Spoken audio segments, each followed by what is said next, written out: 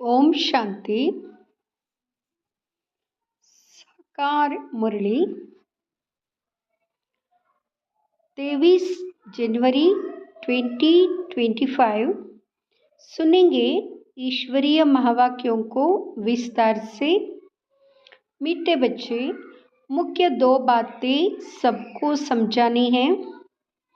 एक तो बाप को याद करो, दूसरा 84 के चक्र को जानो, फिर सब प्रश्न समाप्त हो जाएंगे। प्रश्न: बाप की महिमा में कौन से शब्द आते हैं जो श्री कृष्ण की महिमा में नहीं? उत्तर: वृक्षपति एक बाप है। श्री कृष्ण को वृक्षपति नहीं कहेंगे। पिताओं का पिता व पतियों का पति एक निराकार को कहा जाता, श्री कृष्ण को नहीं। दोनों की महिमा अलग अलग स्पष्ट करो।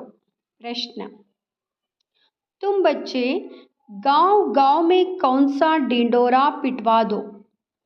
उत्तर: गांव गांव में डिंडोरा पिटवा दो कि मनुष्य से देवता, नरकवासी से स्वर्गवासी कैसे बन सकते हो।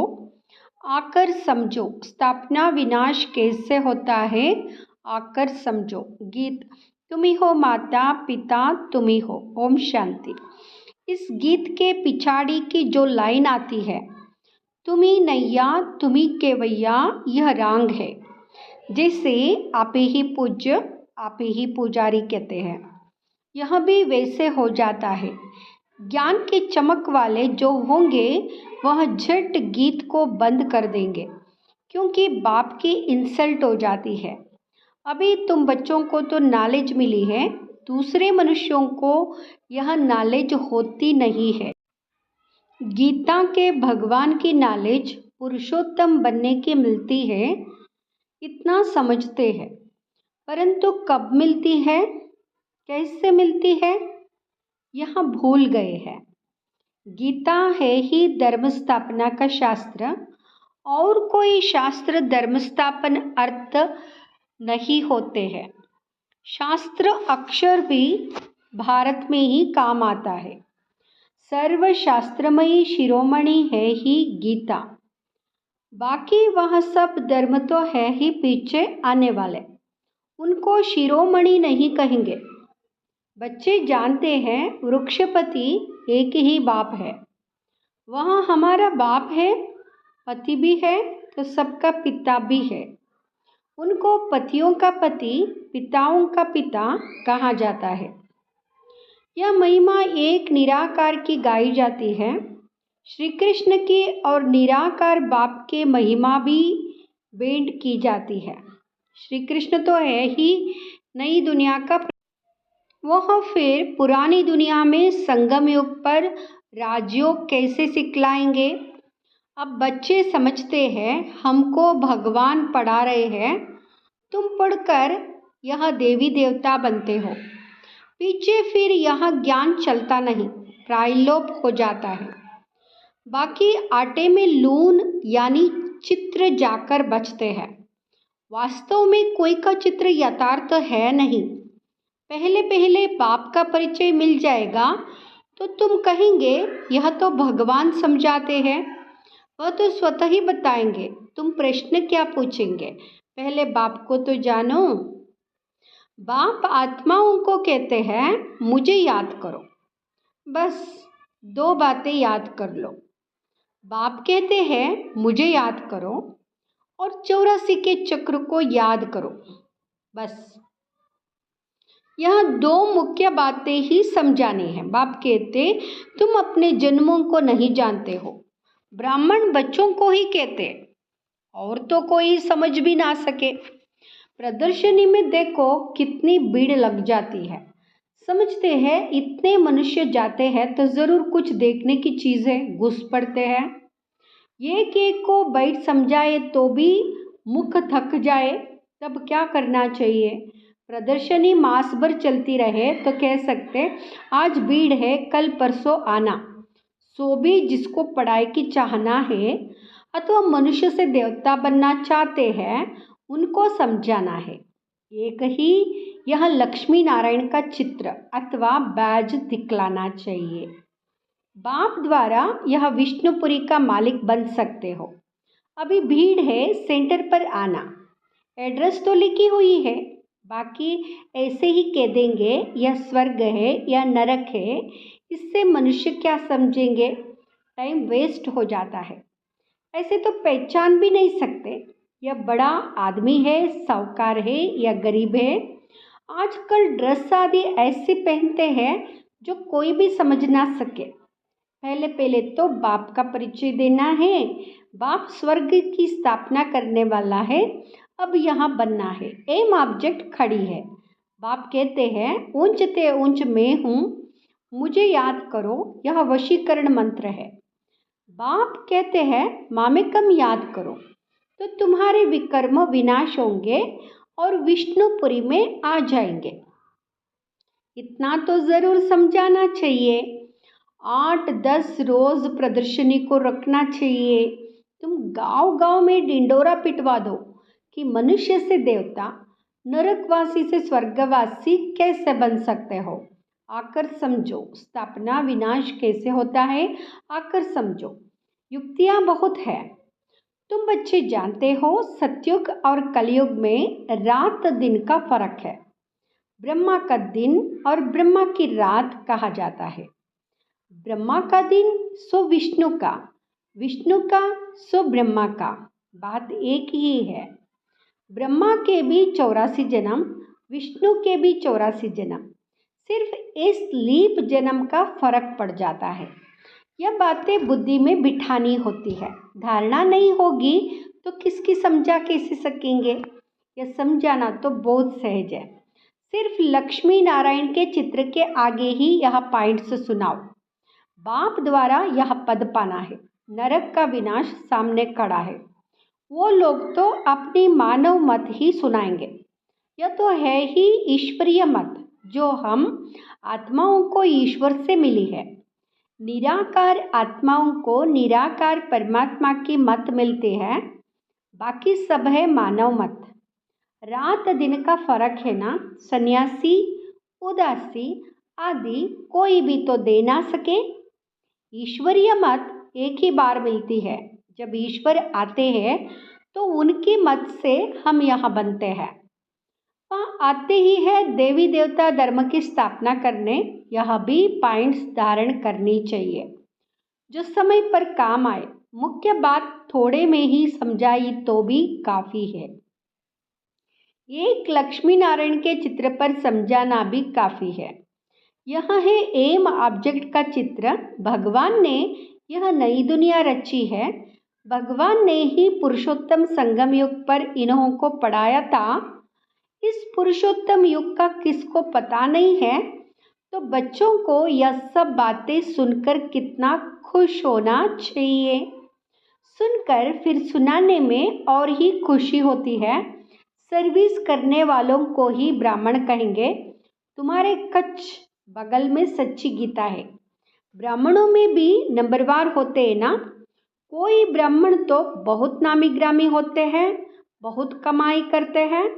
कोई को तो खाने के लिए भी मुश्किल मिलेगा। कोई ब्राह्मण तो लखपति होते हैं, बड़ी खुशी से नशे से कहते हैं हम ब्राह्मण कुल के हैं। सच्चे सच्चे ब्राह्मण कुल का तो पता ही नहीं है। ब्राह्मण उत्तम माने जाते हैं तब तो ब्राह्मणों को खिलाते हैं। देवता, क्षत्रिय व वैश्य शूद्र धर्म वालों को कभी खिलाएंगे नहीं, ब्राह्मणों को ही खिलाते हैं। इसलिए बाबा कहते हैं तुम ब्राह्मणों को अच्छी रीति समझाओ। ब्राह्मणों का भी संगठन होता है, उसकी जांच कर चले जाना चाहिए। ब्राह्मण तो प्रजापिता ब्रह्मा की संतान होने चाहिए। हम उनकी संतान हैं। ब्रह्मा किसका बच्चा है वह भी समझाना चाहिए। जांच करनी चाहिए कि कहाँ कहाँ उनके संगठन होते हैं।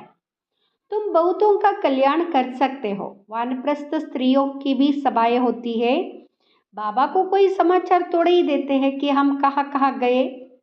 सारा जंगल भरा हुआ है। तुम जहाँ जाओ शिकार कर आएंगे, प्रजा बनाकर आएंगे, राजा भी बना सकते हो। सर्विस तो ढेर है, शाम को 5 बजे छुट्टी मिलती है। लिस्ट में नोट कर देना चाहिए, आज यहाँ यहाँ जाना है। बाबा युक्तियाँ तो बहुत बताते हैं, बाप बच्चों से ही बात करते हैं।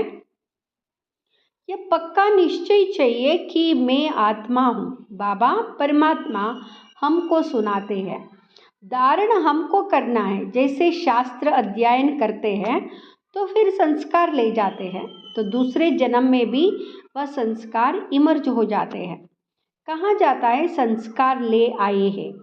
जो बहुत शास्त्र पढ़ते हैं उनको अथॉरिटी कहा जाता है। वहाँ अपने को ऑलमाइटी नहीं समझेंगे। यह खेल है जो बाप ही समझाते हैं, नई बात नहीं है। ड्रामा बना हुआ है जो समझने का है। मनुष्य यह नहीं समझते कि पुरानी दुनिया है। बाप कहते हैं मैं आ गया हूँ। महाभारत लड़ाई सामने खड़ी है। मनुष्य अज्ञान अंधेरे में सोए पड़े हैं। अज्ञान भक्ति को कहा जाता है।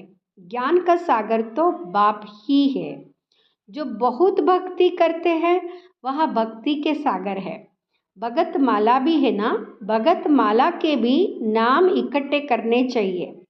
भगत माला द्वापर से कलयुग तक ही होगी। बच्चों को बहुत खुशी रहनी चाहिए। बहुत खुशी उनको होगी जो सारा दिन सर्विस करते रहेंगे।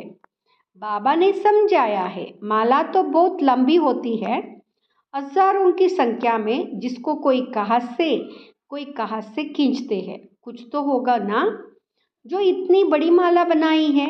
मुख से राम राम कहते रहते हैं। यह भी पूछना पड़े किसको राम राम का याद करते हो। तुम कहाँ भी सत्संग आदि में जाकर मिक्स हो बैठ सकते हो। हनुमान का मिसाल है ना, जहाँ सत्संग होता था वहाँ जुत्तियों में जाकर बैठता था। तुमको भी चांस लेना चाहिए। तुम बहुत सर्विस कर सकते हो। सर्विस में सफलता तब होगी जब ज्ञान की पॉइंट्स बुद्धि में होंगी, ज्ञान में मस्त होंगे। सर्विस की अनेक युक्तियाँ हैं। रामायण भागवत आदि की भी बहुत बातें हैं जिस पर तुम दृष्टि दे सकते हो। सिर्फ अंधश्रद्धा से बैठ सत्संग थोड़े ही करना है। बोलो हम तो आपका कल्याण करना चाहते हैं। वह भक्ति बिल्कुल अलग है, यह ज्ञान अलग है। ज्ञान एक ज्ञानेश्वर बाप ही देते हैं। सर्विस तो बहुत है, सिर्फ यह बताओ कि ऊंचते ऊंच कौन है। ऊंचते ऊंच एक ही भगवान होता है। वर्षा भी उनसे मिलता है, बाकी तो है रचना। बच्चों को सर्विस का शौक होना चाहिए। तुम्हें राजाई करनी है तो प्रजा भी बनानी है। यह महामंत्र कम थोड़े ही है। बाप को याद करो तो अंतमति सोगति हो जाएगी। अच्छा,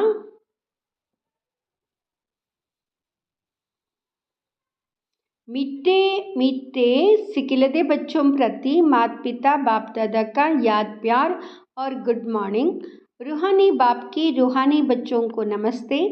हम रूहानी बच्चों की रूहानी माता पिता बाप दादा को याद प्यार गुड मॉर्निंग नमस्ते। शुक्रिया बाबा, शुक्रिया।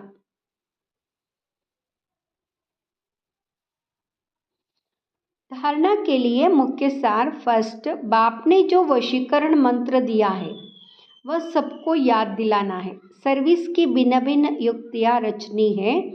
भीड़ में अपना समय बर्बाद नहीं करना है।